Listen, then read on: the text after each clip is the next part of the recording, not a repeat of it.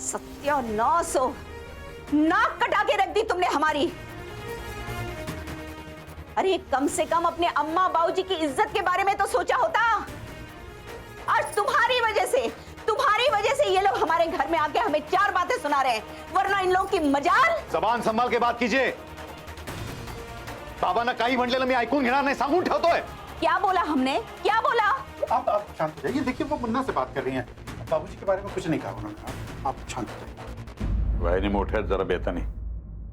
ये देखिए, मेरी बहन ने, गौरी ने बाबा के सर पर हाथ रखकर कसम खाई है कि वो बाबा के पसंद के लड़के से ही शादी करेगी।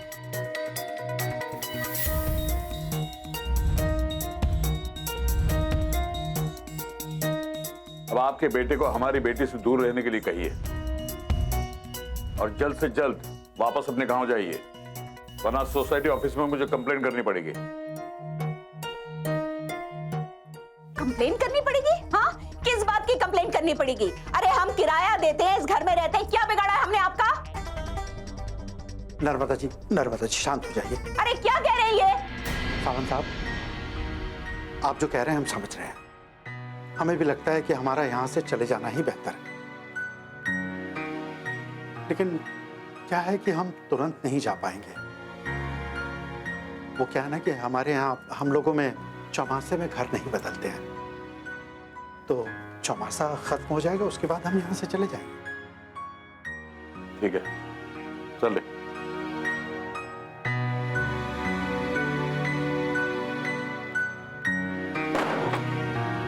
हो गई तसल्ली तुमको? हाँ, अपने अम्मा बाबूजी की बेइज्जती देखकर तुम्हारे कलेजे में ठंडक पड़ गई अब? क्या बोले जा रही हैं आप? अरे वो लोग हमारे घर में आके चार बातें सुनाकर चले गए और आप हमसे पूछ रहे हैं? अपना सिक्का ही खोटा है तो हम क्या मुंह खोलें? हाँ, उस लड़की ने तो कसम ली है और ये लड़का अभी तक आस लगाए बैठा है उसकी। हे भोलेनाथ, कब इस लड़के को अकल आएगी? आप सुनिए, मेरी बात सुनिए। अरे क्या सुने? नाक कटा के रख दी इस लड़के ने। हम बिरादरी में जाके क्या मुंह दिखाएंगे अपना? अंदर चलिए, हम आपसे बात करना चाहते हैं। आइए आइए। हे शिव, अरे गौरी ने कसम खा ले यार।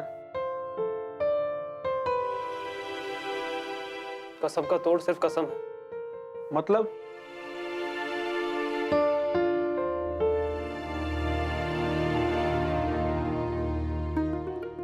अच्छा सिला दे रहा है मुन्ना हमारे लाड़ प्यार का। हाँ, अरे दुश्मनों की तरह हम पर ही गोले बरसा रहा है वो है। दम देवर जी के नक्शे कदम पर चल रहा है। सही कहते हैं, घर का भेदी लंका ढाए। अब छुट्टन को बीच में लाने की क्या जरूरत है? उसने क्या किया? अच्छा, ये सब कुछ देवर जी का ही किया धरा है। उन्होंने ही हमारे मुन्ना को पट्टी पढ़ाई है, वरना आज गौरी के बाबा, अरे वो हमारे घर में आकर हमें ही धमका रहे थे, हमें ही घर खाली करने को कह रहे थे। हाँ, उस दिन राधिका के अम्मा बाबूजी आए थे, उन्हें तो आपने इतनी बातें सुना दी। फिर आज क्या हुआ? गौरी के बाबा के सामने क्यों मिन्नतें कर रहे थे? दो चार बातें उन्हें क्यों नहीं सुनाई?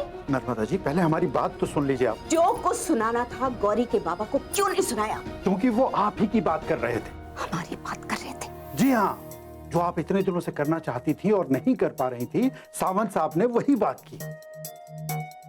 क्या कहना चाह रहे हैं आप? यही कि गौरी ने अपने बाबा की कसम खाई है कि जहां वो कहेंगे वो वहीं शादी करेगी, हमें सिर्फ शिव को संभालना। तो ऐसा कहा तो क्या गलत कहा उन्होंने? है? आप क्या चाहती कि वो ये कहते कि नहीं, आपके शिव को गौरी के पीछे पीछे आने दो, उसे परेशान करने दो, उसकी शादी तुड़वा दो, ये कहते? अब अगर उन्होंने कहा कि जल्दी से जल्दी घर खाली कर दो, तो हम क्या कहते उनसे कि नहीं साहब, ये कहने वाले आप कौन होते हो? हम क्यों घर खाली करें? हैं? हम तो यहीं रहेंगे और मुन्ना हमेशा एक पल के लिए भी गौरी के सामने से नहीं हटेगा, ये कहते? बोलिए, आपका ही तो काम कर रहे थे वो। आप बिल्कुल ठीक कह रहे हैं मुन्ना के बाबूजी। हम तो हमेशा ठीक कहते हैं, आप हमें मौका ही कहाँ देती हैं।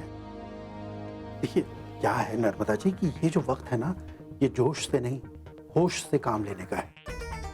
इस वक्त मुन्ना से नाराज होकर कोई फायदा नहीं, वरना हमारा बेटा हमसे दूर चला जाए। और देखिए, अभी मुन्ना कुछ भी कर ले, सावंत साहब मानने वाले नहीं। और जहां तक गौरी को हम जानते हैं, वो अपने बाबा की कसम नहीं तोड़ेगी। तो इस तरह तो सावंत साहब खुद इस प्रेम कहानी में बहुत बड़ा रोड़ा बन चुके हैं। ऐसे में शिव और गौरी का मिलन नामुमकिन है। फिर आप क्यों बीच में विलन बन रही हैं? मतलब अपने बेटे की दुश्मन बन रही हैं।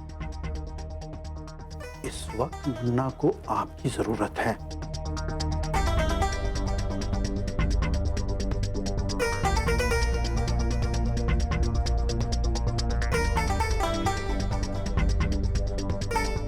दुखी होने का नाटक मत कीजिए। हम जानते हैं कि खुश हैं आप, तभी तो खुशी के गाने गाए जा रहे थे। हम सच्चाई जानते हैं गौरी जी, हमें दुखी देख के आप खुश नहीं हो सकते। हम जानते हैं आज भी आप हमें काय झालं काय?